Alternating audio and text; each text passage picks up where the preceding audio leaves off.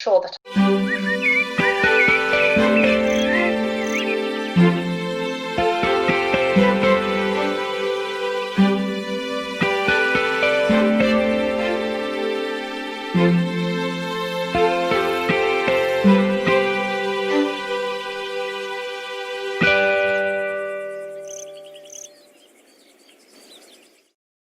How much Prosecco did you two drink?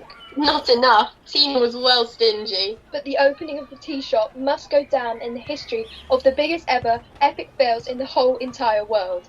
I'm so glad I filmed it all on my phone. You've got to send it off to You Being Brain Cat. It's a classic. Yeah, I might. I don't think they'd show a hedgehog being run over, Cat. That bit was awful. Oh, come on, Barnes. Don't be so serious. That was the best bit. Mrs. Whittington was devastated. Yeah, shame Dad didn't run her over instead. Dad must feel pretty bad about it, Barnes. I thought he was going to cry. I think I would have cried with Miss Whittington shouting at me and the whole village watching. Mass embarrassment or what? Hang on. Cat, is that your mum? Yeah. What's she doing running in the park? I've never seen our mother run before. She looks like an ostrich. She looks angry. No change there then. Katrina! Phew, it's you she wants, Cat. Oh God. Katrina, I've been looking for you all afternoon. We were at the tea room reopening, Mum. We were outside and saw you in the car with Dad when we... Be quiet, Barnaby. I have to drive your father back to the hotel. What's up? I need you to come with me for a little walk. Why? Now, Katrina. Okay. See you guys later. I wonder what that's all about. I hope it isn't what I think it might be. Oh, Maurice. Oh, Mr. Masters. What a wonderful coincidence. I did see you briefly at the tea room, but it all got a bit, well, you know. Call me Hugh, please. I've got to be honest, it's so strange to see you out of your restaurant. I was just heading back over to Crumbs. I've heard very good things about her victorious sponge and want to see if it lives up to the glowing reviews. What with all the furore over the hedgehog, I didn't really get to sample much of the food on offer. I must say her cakes are spectacular, and staying open every other evening is such a great idea. I think you've got some culinary competition in the village when it comes to desserts. Don't be silly. A village tea room can hardly compete with a fine dining restaurant. I've had years of training, and what she got... I'm sure you're right. Nothing to worry about, but her cupcakes are a force to be reckoned with. Well, I best be getting on. Maurice, before you go, I've got to go up to Manchester next month and thought of you. Why would you think that? I hardly ever go up to Manchester anymore, and I certainly don't know anyone up there. And wondered if you knew any good places to eat. I mean, you are an expert. Oh, well, I'm sorry, I don't really know anywhere. I don't know the area well. Really? I thought you had a business interest up there. Who told you that? I don't know. Probably idle gossip. You know how things travel in the village. Well, my association with Manchester was a long time ago. I'm a new man now. It was nice to see you, Mr. Masters. You too, Maurice. Hopefully catch up soon. We have so much to talk about. Gosh, Mum, what is it? What happened? Just keep walking. I don't want anyone to hear this. Mum, slow down a bit. Just tell me, what is it? How could you, Katrina? What? What have I done? Why didn't you get a loud hailer and stand in the village square? Or better still, you could have made a large banner for a light aircraft to tow through the sky, circling above the village announcing, "Barnaby is not Roger's son." Oh. Yes, oh. I saw it, Katrina. I read the interview in the Focus magazine, and I suspect the entire village has read it too. Mum, I can explain. Oh, can you indeed? Oh, well, that's all right then. I feel terrible about it. You feel terrible? How do you think your father will feel, and Barnaby? No one else knows. Mum, Cassie and I have removed the magazine from circulation. No, you haven't. Belinda had a copy in her bag. What? Well, you can hardly be surprised. It is posted to everyone in the entire village. Honestly, Mum, we took them all. We were up early and Cassie even managed to get them off the postman. They're all in Mrs. Whittington's shed in the allotment. What? It was a huge mistake. The interview, I mean. I was out with Cassie in town, we'd had a few drinks, I got chatting to this guy, and I didn't know he was a reporter until later on. And I think it was just after a row with Dad about something. I was feeling angry and upset, and I just... Just what? Thought you'd tell a complete stranger that your family is dysfunctional, and that you hate us all? That your mother is controlling, and your brother doesn't know who his father is? Katrina, I just don't know where to begin. Mum, I'm so sorry. Cassie and I thought we'd intercepted every copy. So, the other big mouth and Babblington knows? Great. Cassie won't tell anyone. Can you assure me, Katrina, that the only copy in circulation was the one Belinda had? Yeah, I think so. You can thank your lucky stars that Belinda hasn't read it. And how do you intend to dispose of the magazines in Miss Whittington's shed? We were gonna set fire to it. You were going to set fire to Miss Whittington's shed? Yes. So as well as committing treason, you now have ambitions as an arsonist? Oh, I am so proud of you, Katrina. How well you've turned out. Hang on. When I asked you whether it was true about Barnaby not being Dad's, you denied it. You seem pretty riled up for someone who's innocent in all this. Of course it's true, Katrina. Don't be so naive. And if your father or Barnaby finds out about this, I will deny it. And you will say you made it up because you are nothing but a pathetic attention seeker. Who's Barnaby's father then? That is not up for discussion, Katrina. Now, you listen to me, young lady. This is your almighty mess and you will clean it up. I don't know about this interview. I do not know about the magazines in Miss Whittington's shed. And if there is a fire in the allotment, I will feign surprise. And if Roger or Barnaby or anyone else for the matter gets wind of this, you will sort it out. Well, apart from Mr. Conway running over the hedgehog, that was a great success. It was, wasn't it? Everyone from the village was here, and some press. Mum, think about it. Hugh Masters opened your tea room. Our tea room. Oh, Mum, I'm so glad, especially after everything that's happened. Even Maurice turned up. I know. I saw him giving you the eye. Sonia! He was. It was so obvious. Oh, stop it. He was doing no such thing. I'm just over the moon that we're up and running again. And everyone was saying how fantastic the cakes were. We've completely run out. I can't quite believe it. People are going to be queuing to get in. Congratulations, Mum. I think we've earned ourselves a glass of wine, don't you? Definitely. I am absolutely worn out. Mum, look who's heading this way. No. What does he want? I told you. Ah, you're still open. Jolly good. Do you mind if I have a quick word, Miss Harding? Hello, Flora? Oh, morning, darling. Oh, dear. You look terrible. I'm sure I do. I haven't slept. I can barely eat. The last couple of days have been a living nightmare. Oh, Roger. Flora, it was horrific. I was so distracted by Lucinda screaming in my ear that I didn't even see the poor little hedgehog, and then I reversed. I know, darling, but everyone knows it was just a horrible accident, and it was, well, put it this way, the hedgehog wouldn't have known anything about it. I've been having flashbacks. Every time I close my eyes, I see poor little Horace and the looks of disgust on everyone's faces. I'm going to be hounded out of the village. Oh, come now. It could have happened to any one of us, and everyone understands that. Well, almost everyone. I genuinely thought that Mrs. Whittington was going to hit me. Yes, well, all the more reason to deal with this head-on and strike while the iron's hot. Now listen to me, Roger. I have invited Mrs. Whittington here, so we can both sort this out. Here? This morning? No! Yes, Roger. It's no good just burying your head in the sand. You are a good man, and you've made a mistake. She will understand. I'm not so sure about that, but I have been thinking of a way to ease the pain of the situation, and I hope that Mrs. Whittington approves. Good. You are a strong man, Roger. You can do this.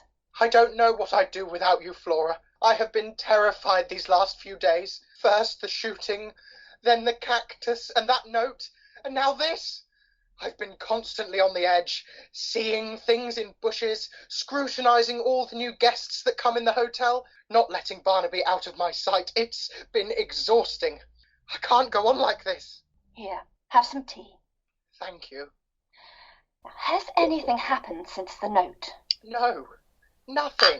Right.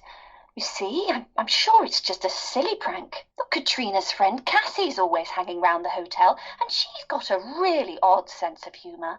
Maybe it was just her. Now, please try and put it behind you and focus on the present. Yes, you're right. Of course, the present. And what do we do about the dead hedgehog? Roger, I can see Mrs. Whittington heading this way. Oh, I don't think I can do this, Flora. Not today. Stay where you are, Roger. I'll be here to mediate. We can sort this out together. Right. Take a deep breath. Here she comes. Ah, Mrs. Whittington, good morning. Oh, gosh, what a lovely headscarf. Is it new? Good morning, Flora. Thank you, yes. I thought that black might be appropriate at this time, don't you? And it matches my armband. Of course, of course. Would you like to sit down? Or will you have some tea? No, thank you. I don't suppose I shall be staying very long. I'm not sure that I will be able to stand the company. Right. Well, as you know, I have invited Roger here so that we can all have a good chat about what happened and hopefully move on together, positively. Roger, would you like to begin? Yes.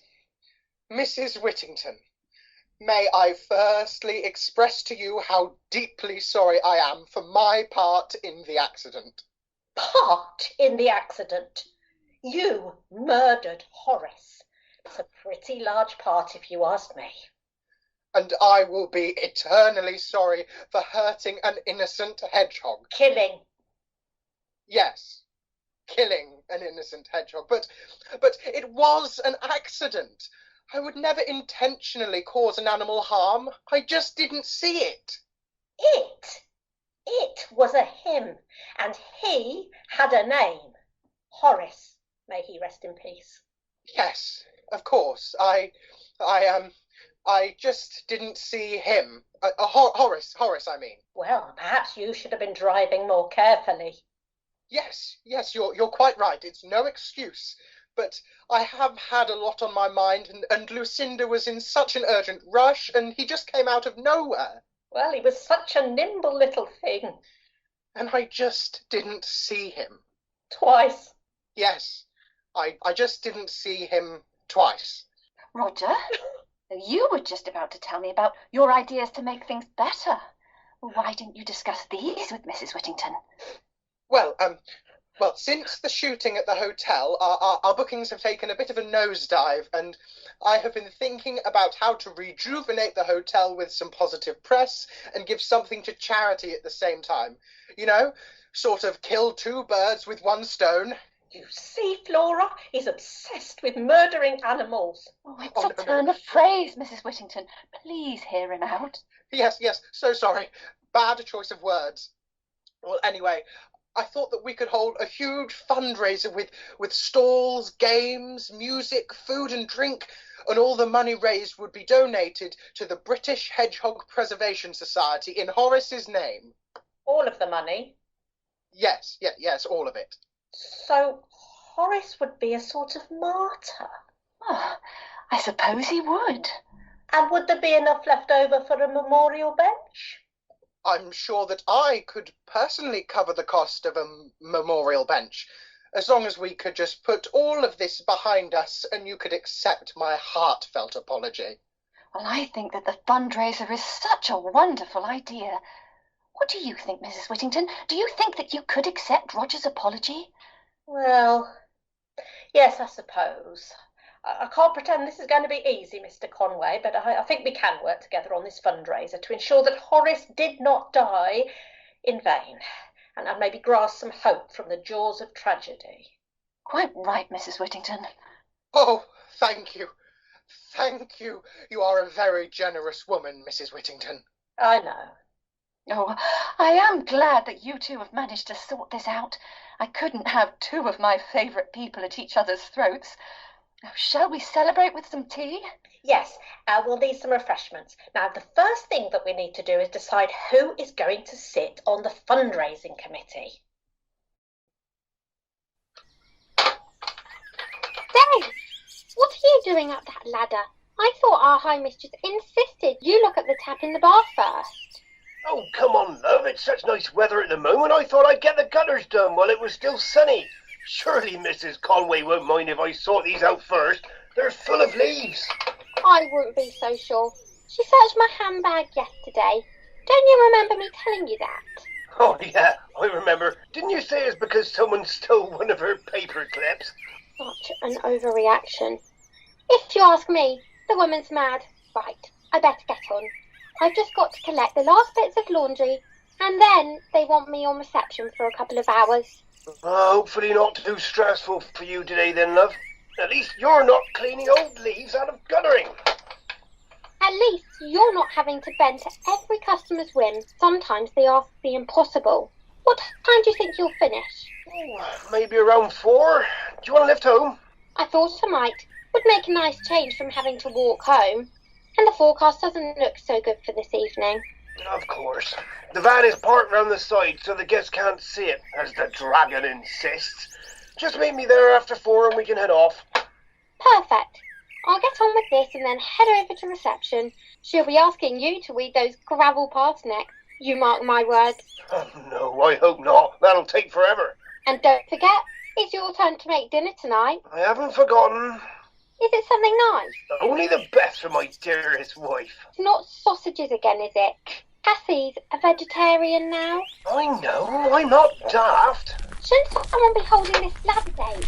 Isn't it health and safety these days? Oh, looks like you got a customer, love. Excuse me? I'm sorry, sir, but this garden is open to residents only. Yes, I know, but It is clearly signposted that non-residents must remain within restaurant and bar areas. Yeah, I understand, but Please go back up to reception and someone will deal with your concerns. The owners insist that all visitors must sign in at reception before entering the hotel grounds. See what I mean? Some people are just oblivious. I know, love. But what can we do? Mrs. Conway is so strict with her policies. Look, I think there's been some sort of misunderstanding. I am a hotel guest. I'm sorry, sir, but I work here practically every day and I have never seen you before. Please, can you go up to reception and someone will help you there? Yeah, I've been waiting at reception for 20 minutes. No one was there. Really? Oh no, I'm running late. Better get up before Mrs. C realises I'm not there. I'm so sorry, sir. How can I help? Well, I've been away from my room for a while and need to collect the things I left in there. Of course. Can I take your room number? Room 36. And your name, sir? Robert Gorton. I believe you've been expecting me.